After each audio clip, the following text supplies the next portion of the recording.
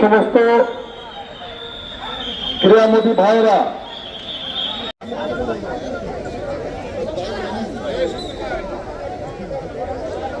সমস্ত ক্রীড়ামোদী ভাইরা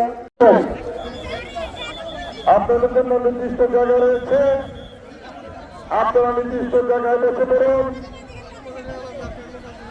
দোয়ার উপজেলার জন্য পূর্ব পাশে গ্যালারিতে স্থান রয়েছে, আপনারা পূর্ব পাশে গ্যালারিতে বসে পড়ুন।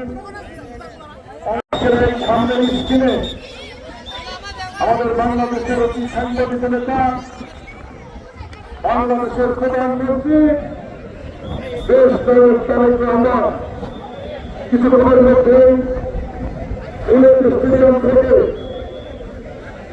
আজকের এই নতুন ক্রীড়া প্রতিযোগিতার শুভ উদ্বোধন ঘোষণা করবেন।